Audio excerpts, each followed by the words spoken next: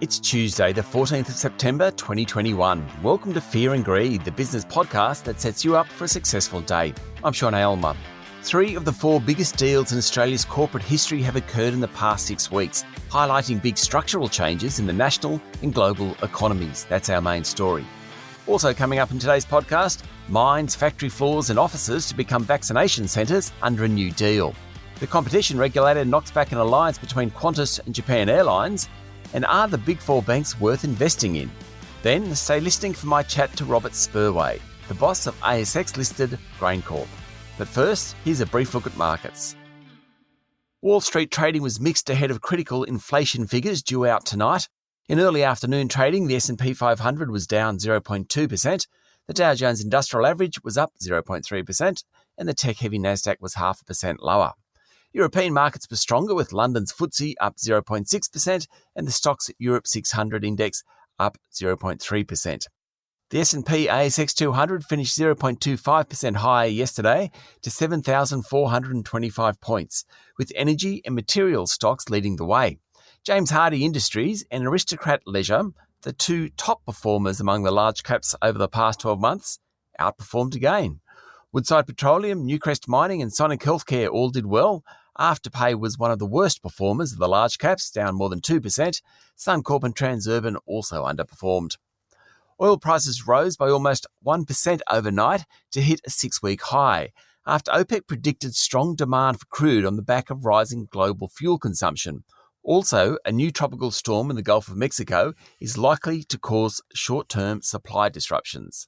The price of gold rose slightly. The Aussie dollar is trading at 73.6 US cents, and iron ore futures hit 7-month lows yesterday of less than $124 US a tonne. That's more than $100 US below its peak in May. BHP and Fortescue did well, notwithstanding the drop in price. BHP yesterday rose 0.6% and Fortescue was up 0.8%, while Rio closed slightly lower. 3 of the 4 biggest corporate deals in Australian history have taken place over the past 6 weeks, highlighting major changes in the national and global economies. Sydney Airport yesterday confirmed it had opened the doors to due diligence by a consortium of mostly superannuation funds led by IFM investors. The consortium is offering $32 billion, which includes taking on the airport's debt. If due diligence goes to plan, the board of Sydney Airport will recommend the offer. It demonstrates the rise of massive super funds and their increasingly influential role in the Australian market. The due diligence isn't exclusive, meaning another bidder could emerge, but it does indicate the board of Sydney Airport is now interested in the offer. With $3.3 trillion in assets and legislated cash inflows, the superannuation industry has become the major player on the ASX. The largest, Australian Super, is in on this deal. In it and its brethren now have an outsized influence on markets.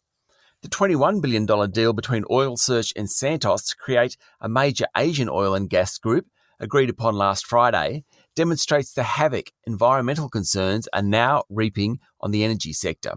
Companies are frantically trying to either go green or boost their size and capacity to transition into cleaner energy. Santos CEO Kevin Gallagher, who will be boss of the new entity, said the deal was about gaining size to help transition the companies. Oil Group's share prices have been stagnant despite much higher oil prices in recent months. It's because many investors don't want to buy into companies with limited shelf life. There'll be more deals globally in the oil and gas sector in coming quarters. And the $39 billion bid by US giant Square for buy now, pay later group Afterpay, a business just 7 years old, demonstrates the way big tech is infiltrating financial services. The sectors are converging. The scramble for customers is fiercer than ever. This has been evident in the past week through rulings in North America and Asia, encouraging Apple to open up its payment system to competitors. Combined, the 3 mega deals are worth $90 billion. They've all come since the beginning of last month. Only the sale of Westfield to Unibail Rodamco in 2017, worth $32 billion, matches them. In that case, the sellers appear to have been on the better side of the ledger because of another global phenomenon, online retailing, albeit accelerated by the COVID pandemic. The business world is fast moving, and COVID has accelerated trends hitting most companies. The resources, infrastructure, technology, and finance sectors are all changing and will keep doing so. It makes investing that much trickier. In a moment, the rest of the news you need to know this morning.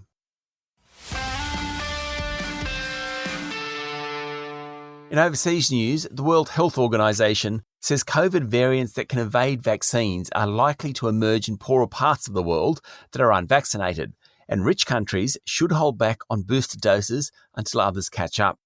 The report comes as New York City's classrooms reopen to 1 million children, most of whom haven't been inside a school building since March last year. Beijing wants to break up Alipay, the 1 billion plus user super app owned by Ant Group, and create a separate app for the company's profitable loans business, according to a report in the Financial Times. It's the most visible restructuring yet of the fintech giant, and would also have to turn over its user data that underpins its lending decisions. And New Zealand's capital city, Auckland, will remain in strict lockdown for another week, with the outbreak of the Delta COVID variant still in the community. There were 33 new cases reported yesterday, and Prime Minister Jacinda Ardern is following a strategy of eradication. Locally, more than 1 million people could get vaccinated at work from October, after a deal was struck between the rollout coordinator, General JJ Fruin, and business groups. Offices, warehouses, construction sites, factory floors and mines could become vaccination centres, according to media reports. With 36 million Pfizer and Moderna vaccines available over the next 3 months, an accredited provider will send medical personnel to workplaces to administer the vaccines under the deal. The news on COVID was slightly better yesterday, but only slightly. There were 1,257 new cases announced in New South Wales, one of the lower figures so far this month, and some experts say there are signs that the number of cases is peaking. There are now 1,189 people in New South Wales hospitals being treated for COVID, 222 are in intensive care, and 94 require ventilation. There have been 184 deaths from the current outbreak.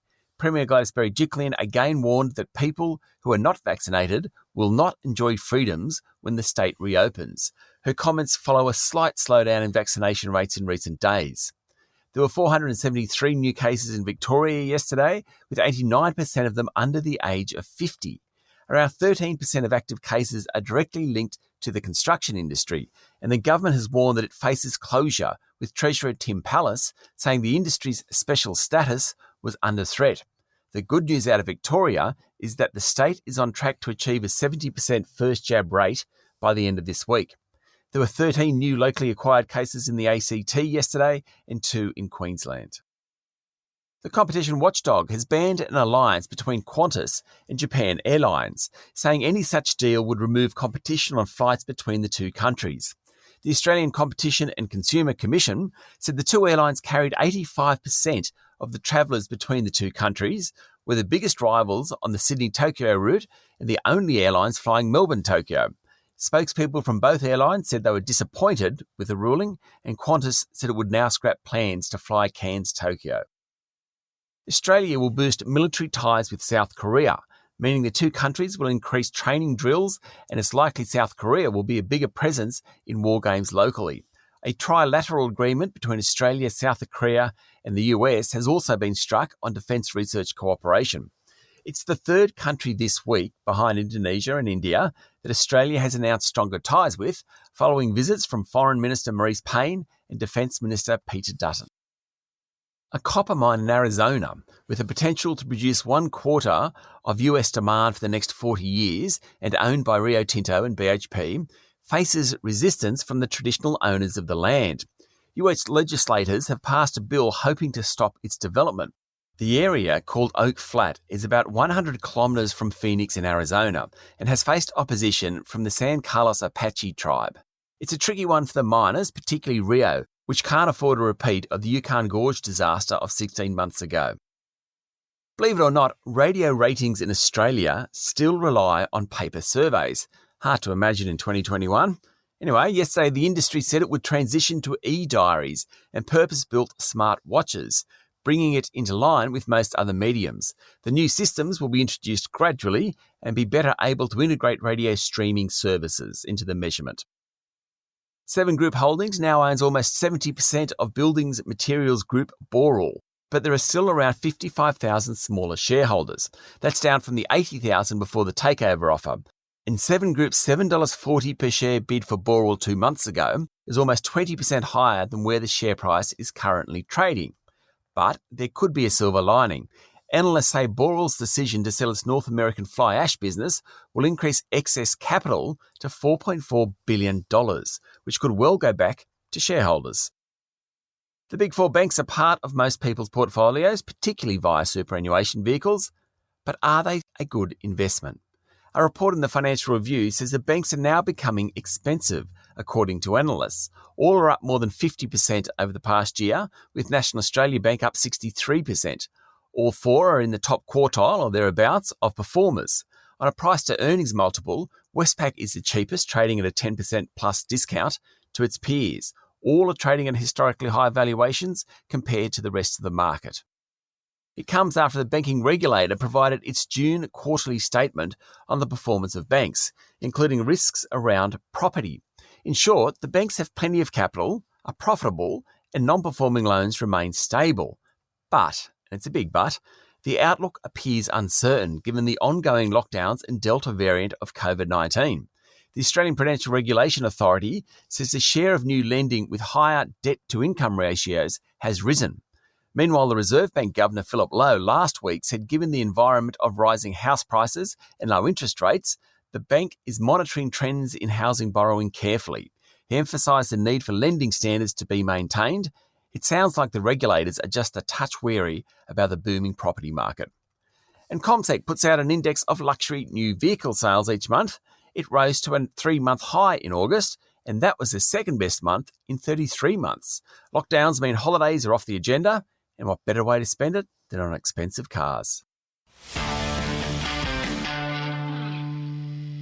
Up next is the Fear and Greed interview, and my guest today is the boss of one of our biggest and oldest agricultural companies. Robert Spurway is the Chief Executive of GrainCorp, responsible for the storage and sale of Australian grain throughout much of the world. It's an industry that's at the mercy of floods, droughts, mice, locusts, tariffs, worker shortages, supply chain problems, it just goes on. But Robert still has a very optimistic outlook. It's a great insight into a vital part of the Australian economy. That's up next in the Fear and Greed playlist on your podcast platform or at fearandgreed.com.au. It's Tuesday, the 14th of September, 2021. I'm Sean Aylmer, and that was Fear and Greed. Enjoy your day.